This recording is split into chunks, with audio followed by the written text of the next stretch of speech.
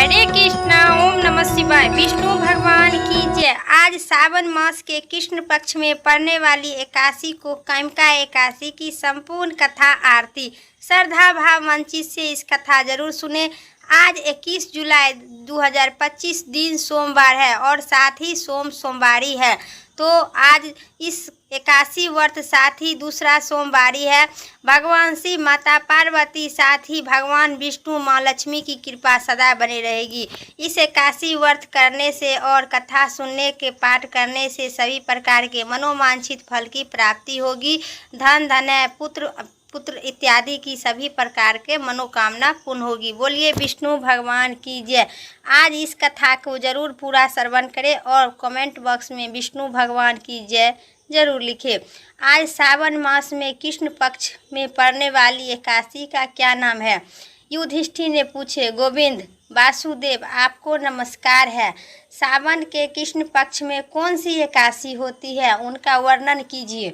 भगवान श्री कृष्ण बोले, राजन सुनो, मैं तुम्हें एक पापनाशक एकादशी का सुनाता हूँ, जिसे पूर्व काल में ब्रह्मा जी ने नारद जी को पूछने पर कहे थे। नारद जी ने प्रश्न किया, भगवान कमल नयन, मैं आपको यह सुनना चाहता हूँ कि सावन के कृष्ण पक्ष में जो एकादशी होती है उनका क्या नाम है, उनके कौन सी देवता का पूजा है तथा उससे कौन सा पुण्य फल की प्राप्ति होती है। प्रभु आप कृपा करके विस्तार पूर्वक कहिए। ब्रह्मा जी कहे, नारद सुनो, मैं संपूर्ण लोगों को हित की इच्छा से तुम्हें प्रश्न का उत्तर देता हूँ, श्रवण करो। सावन मास जो कृष्ण पक्ष की एकादशी होती है उनका नाम कामिका है। उनके स्मरण मात्र से वाजपेय यज्ञ का फल की प्राप्ति होती है। उसी दिन श्रीधर, हरि, विष्णु, माधव और मधुसूदन इत्यादि नामों से भगवान का पूजन करना चाहिए। भगवान श्री कृष्ण पूजन से फल मिलता है। वह गंगा, काशी, नैमिषारण्य तथा पुण्य क्षेत्र में भी सुशोभित नहीं मिलता। इसे सिंह राशि के बृहस्पति होने पर तथा व्यतीत प्राप्त और दंड योग में गौदान और स्नान करने में जिस फल की प्राप्ति नहीं होती है, वही फल भगवान श्री कृष्ण के पूजा से मिलता है। जो समुद्र और वन सहित सूचित पृथ्वी का दान करता है तथा जो कामिका एकादशी का व्रत करता है, वे दोनों समान फल की भागी बनते हैं। हे व्यास जी, हुए गाय को अनंद सामग्री योग सहित दान करता है, उसे मनुष्य को जिस फल की प्राप्ति होती, वही फल कामिका एकादशी का व्रत करने का मिलता है। जो नरश्रेष्ठ सावन मास में व्रत करने से मिलता है, उसी भगवान श्रीधर का पूजा करता है। उसके द्वारा गंधर्वों और नागों सहित संपूर्ण देवताओं की पूजा हो जाती है। अतः पाप भीत मनुष्य को यथाशक्ति पूरा प्रयत्न करके कामिका एकादशी के दिन श्री हरि का पूजा करना चाहिए। जो पाप रूपी पक से भरे हुए हैं, संसार में समुद्र में डूबे रहे हैं, उनका उद्धार करने के लिए यही कामिका एकादशी का व्रत सबसे उत्तम है। आध्यात्मिक विद्या पर पुरुषों को जिस फल की प्राप्ति होती है, उससे बहुत अधिक फल कामिका एकादशी व्रत का सेवन करने को मिलता है। हे भगवान, कामिका एकादशी का व्रत करने से मनुष्य रात्रि में जागरण करके तो न कभी भय का डर रहेगा, न यमराज का दर्शन कभी होगा और न कभी दुर्गति भी मिलता पड़ेगा।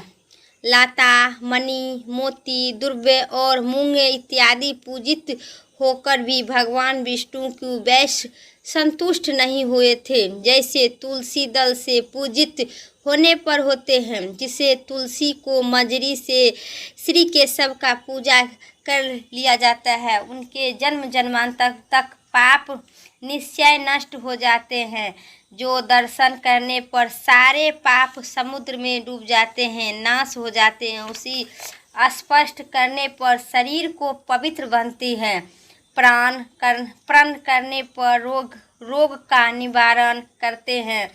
जल से सींचने पर यमराज को भी भय पहुँचती है।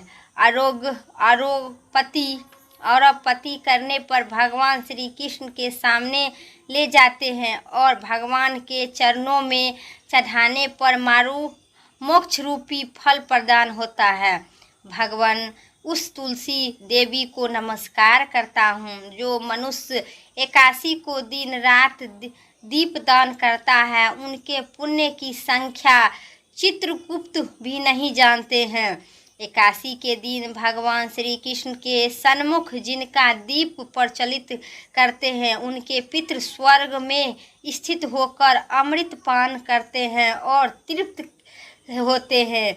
घी अथवा तिल के तेल से भगवान के सामने दीपक जलाकर मनुष्य देह त्याग का पश्चात करोड़ों दीप कोष में पूजित होते हैं, स्वर्ग में जाते हैं। कामिका एकादशी का महिमा का वर्णन किया हूँ। कामिका एकादशी का व्रत पातकों को हरने वाली, अतः अंत में मानवों को इनका व्रत अवश्य करना चाहिए। यह स्वर्ग के तथा महान पुण्य फल प्रदान करने वाली है। जो संसार में श्रद्धा के साथ इनका महत्व श्रवण करता है वह सभी पाप से मुक्त होकर भगवान विष्णु लोक में जाते हैं। बोलिए विष्णु भगवान की जय। अब सुनिए एकादशी माता की कथा साथ ही आरती। विष्णु भगवान की कहानी माता लक्ष्मी की। विष्णु जी के साथ धरती पर विचरण करने के लिए निकली माँ लक्ष्मी। विष्णु पुराण में वर्णन कहानी के अनुसार एक बार माता लक्ष्मी जी साथ ही भगवान विष्णु को धरती लोक पर विचरण करने की इच्छा हुई। उन्होंने देवी लक्ष्मी को यह बात बताई कि वे धरती लोक में आकर अपने कुछ भक्तों को जनजीवन सामने से देखना चाहते हैं। यह बात सुनकर माँ लक्ष्मी ने अपना भक्त को बहुत ही उत्साहित हुए। उन्होंने भी भगवान विष्णु के साथ धरती पर भ्रमण करने की इच्छा जताई। भगवान विष्णु ने धरती पर आने से पहले लक्ष्मी जी को कहा था कि वे प्रकृति से दूर रहे और दूर रहकर ही निहारे, और उन्होंने लक्ष्मी जी को किसी भी चीज़ को स्पष्ट करने से मना किए थे। देवी माँ लक्ष्मी ने भगवान विष्णु जी की बात सुनकर स्वीकार कर लिए और धरती लोक पर उन्होंने साथ ही आ गए। धरती पर वर्षा ऋतु को देखकर माँ लक्ष्मी बहुत प्रसन्न उठे और देवी लक्ष्मी ने जब धरती पर विष्णु जी के साथ पहुँचे तो धरती पर बहुत सी हरा भरा था। देवी लक्ष्मी ने जब धरती पृथ्वी लोक पर हरी भरी हरियाली को देखा तो बहुत ही प्रसन्नता हुई। टहलते टहलते चंचल माँ लक्ष्मी देवी एक बगीचे में पहुंच गए जहां वहां पर एक गुलाब उगे दिखाई दिए। इतने में प्यारे और सुगंध गुलाब को देखकर माता लक्ष्मी ने वह गुलाब को मत मूत्र तोड़ लिए और उन्होंने एक गुलाब को सुंदर गुलाब देकर तोड़कर लिए। गुलाब को तोड़कर देवी लक्ष्मी सुगंध से आनंद लेने लगी। विष्णु जी ने देखा कि माँ लक्ष्मी ने वह गुलाब तोड़ लिए तो श्राप दिए। भगवान विष्णु ने जब देवी लक्ष्मी को हाथ में गुलाब देखा तो उन्होंने देवी लक्ष्मी से कहा, देवी मैं आपको कहा था कि आपको धरती लोगों को किसी भी चीज़ का स्पष्ट नहीं करना चाहिए, लेकिन आपने मेरी बात को अनसुना कर दिए और यह गुलाब किसी पूछे भी किसी को कारण तोड़ लिए। जब आप जानते हैं कि यह बगीचा मेरे एक भक्त के है जो अपनी आजीवन के लिए एक छोटे से बगीचे को तो गुलाब लगाकर निर्वाह करता है। आप वह गुलाब तोड़कर अपना आनंद ले रहे हैं और मेरा भक्त का एक गुलाब कम हो गया है। इसी से वह मेरा परम भक्त है जो 81 के 81 दिन इच्छा अनुसार सभी को गुलाब देता है। इसी पर भगवान विष्णु माँ लक्ष्मी ने विष्णु जी को बात सुनकर देवी लक्ष्मी अहंकार से भर उठे। देवी लक्ष्मी ने कहा, प्रभु आप व्यर्थ में इतना क्रोधित हो रहे हैं। यह कोई मूल्यवान वस्तु नहीं है केवल एक ही पुष्प है। इस छोटे से बगीचे में आपका भक्त कितना धन कमा लेता होगा। संसार को धन का वैभव प्रदान करने वाली देवी के आगे यह तो कुछ भी बगीचा नहीं है और पुष्प कुछ भी नहीं है। आप कहिए तो आपके इस भक्त को अथाह धन का वर्षा कर दूंगी। विष्णु जी देवी लक्ष्मी का इस कारण दिए श्राप। देवी लक्ष्मी की बात सुनकर भगवान विष्णु बहुत क्रोधित हो गए। उन्होंने देवी लक्ष्मी को हर वस्तु का मूल्यवान समझने का उद्देश्य में श्राप दे दिए और श्राप दिए कि जिस धन वैभव पर इतना आपका अहंकार है वह आपका साथ छोड़ देगा और उन्होंने धन का अभाव हो जाएगा। जिस बगीचे से देवी लक्ष्मी गुलाब का पुष्प तोड़ा था वे उसी बगीचे के माली के घर जाकर उनके संघर्षपूर्ण जीवन का सामने से देखकर हर वस्तु मूल्यवान समझ में आएगा। विष्णु जी की श्राप के प्रभाव से माँ लक्ष्मी एक छोटी सी कन्या के रूप में बदल गए।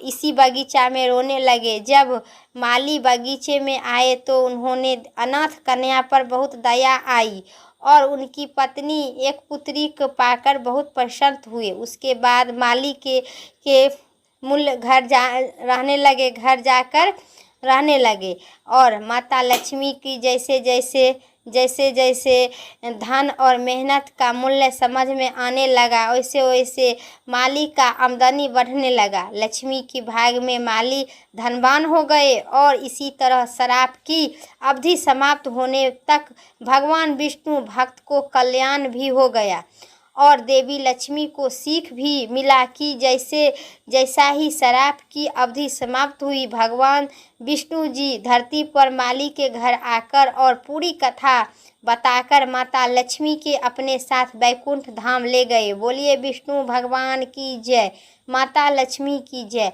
आज ही इतना ही तक था कामिका एकादशी की कथा, इतना ही तक था। अब सुनिए साथी आरती। जय एकादशी माता मैया, जय एकादशी माता। विष्णु पूजा व्रत को धारण कर शक्ति मुक्त पाता। ओम जय एकादशी माता, तेरे नाम गिनाऊं देवी, भक्ति प्रदान करिनी।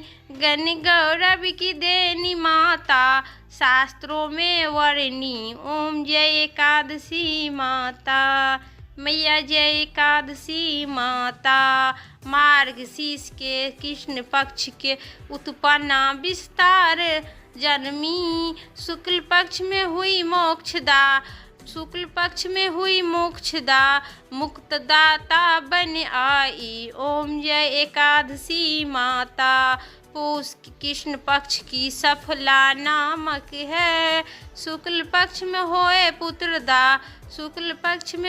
पुत्रदा, आनंद अधिक रहे। ओम जय एकादशी माता। नाम सततिला माघ मास में कृष्ण पक्ष आवे। शुक्ल पक्ष में जया कहलावे, विजय सदा पावे।